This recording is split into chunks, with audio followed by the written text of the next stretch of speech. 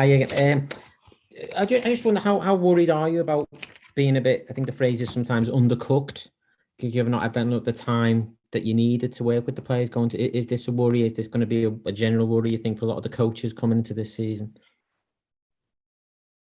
What do you mean? What is different to other season?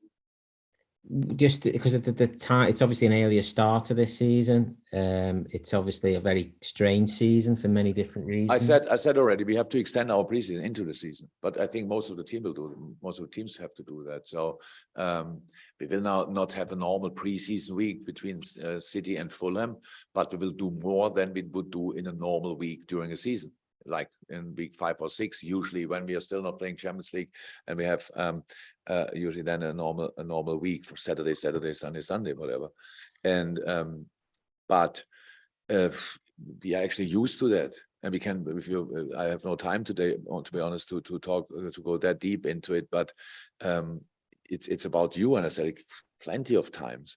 If you ask me that question, and I'm look like the only moaner or lonely moaner in the corner, and then always talks about what the players have to do and all these kind of things, that the international players don't have enough breaks. I think we all agree, but the only one who's talking about it, I'm not sure I'm the only one, I don't read newspaper, but not enough people obviously so far talk about it. So yes, preseason is generally too short, but that's why we extend it into the season. That doesn't help for the first games, but it helps for the long term, and that's actually the idea. If you just clarify something, did you just say earlier that you're actually having a friendly the day after Fulham as well? Because that would be just going to. I mean, that's quite unprecedented, really, that you have to do that, a friendly after the season's already started. We did that last year as well. Right. Okay, sorry. Yeah. Who was that against anyway? On I'm not sure if I'm allowed to say that. It will be behind closed doors. Not yet. Okay. Right, so that's fine. Thank you. Welcome. Chris McKenna. Jurgen, are you expecting Manchester City to play in a different style now? They brought in somebody like Haaland, who's given them that more centre focus. And will this game, I suppose, give you an insight into what that will be like ahead of the league meetings you'll have this week? We watched the Bayern game, obviously, and it was not too different, but it was good. And Erling scored a Man City goal, like a square ball in a 5-yard box, 6-yard box, sorry. And that's so far as it didn't change a lot. They have the same problem as we have. You cannot really. They are not used to Erling's natural runs, like we are not used to Darwin's natural runs yet. When Darwin offers a run, we give him the ball all the time, which is it's not helpful, because he's often a job for a guy who stretched the formation of the opponent, is there to create space between the lines, these kind of things. So I'm pretty sure we'll need a little bit of time for Erling as well, but that doesn't mean he cannot score already early, but how he did it in the last game against Bayern. But most of the things looked like last year, how they set up their press, how flexible they are in their own possession. It's good, very, very good, but so far no real changes obvious. Ian Redmen. Hi, Jurgen. Hi.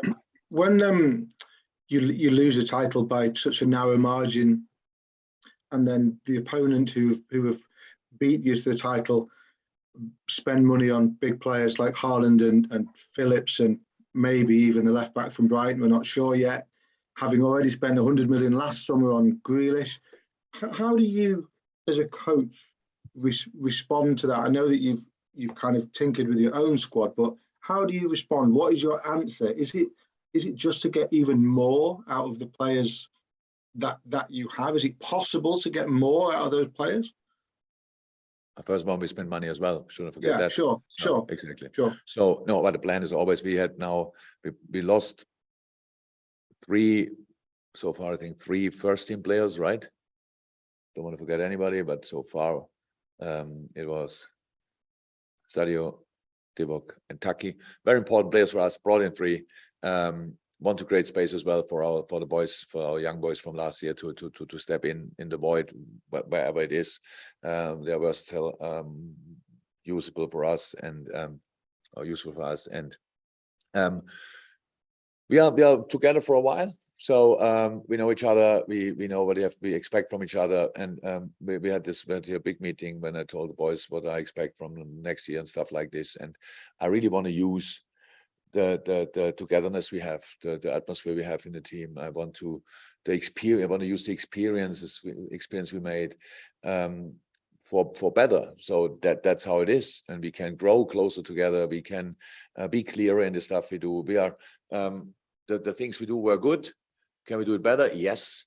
Will that always lead to a better result? That's not possible because we won a lot of games, but performance-wise, we can definitely improve, and that's what we will try. And then we need to create again a resilience and a fighting spirit, and actually being angry as well is important as well. To fight against the outside world, if you want, in the specific moments.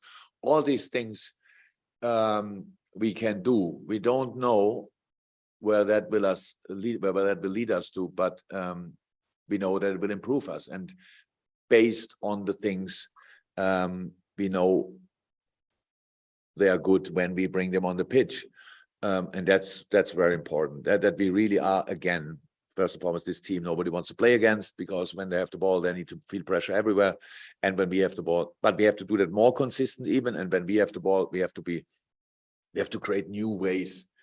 We have to help the boys with positioning and stuff like this. We can not invent ourselves new, that's not necessary, but include things here and there. And that's what we were really working on. And that was why I was so happy about the last half an hour last night, because the last half an hour was a real whirlwind. It was really good. We put them under pressure. We didn't score, I know that. But the way we created against a then deep defending side was really special, and I was really happy with that. Some of the quality of and the consistency of results of Liverpool and Manchester City has become so normal that we now take it for granted. But when you look at it on paper, it's just ridiculous, the fact that the two of you just don't really lose football matches, really. And it's almost perfect. And yet when that perfect doesn't win you the title, that must kind of, I don't know, does that just not kind of fry your brain a little bit? No, that's sport. It's not important if you lose a game. And it's like we lost games like this where both teams play an incredible high level, and then there's one thing who makes the difference. One goal, like the Champions League final, for example, is one goal. That's part of the deal, and that can happen as well at the end of the season with a points tally. So no. That does make me didn't understand or don't know the phrase you used, but that didn't turn me crazy or whatever, and neither the players, because it's part of the deal. And if there's anything what we can do with it, then we can use it to get even more determined. And let's see. There's no guarantee for any kind of further results. And we will not win one football game this season because we won it last year. Not at all. It makes it even more difficult because everybody wants to knock, to hurt us, to win against us, to get a point against us. That is completely normal. So it will be really tough, but we will give it a try anyway. Last one quickly for Ian Doyle. Yeah, just a question on two other injured players, Caoimhin, Kelleher and Oxlade-Chamberlain. I mean, how serious are they? Because it's been a while since we've had any update on them. Yeah. We've had something felt something after the international game, and everybody told him, medical departments there told him it's fine, will be good after holiday. He came back, first training, felt it again. We checked it and it was not good. So I think we will be another 2-3 weeks, and it should be fine. And with Oxlade, it will take longer. It's a serious hamstring injury, and it will take longer. So, but it's a hamstring, and we all hate this word. We hate the injury, but it anyway happens from time to time. And now Ox was the one. I mean, do you know whether he needs an operation or not? No. No operation, no. Okay, thank you. Yeah. Okay. Thank you. Thank you very much. Bye.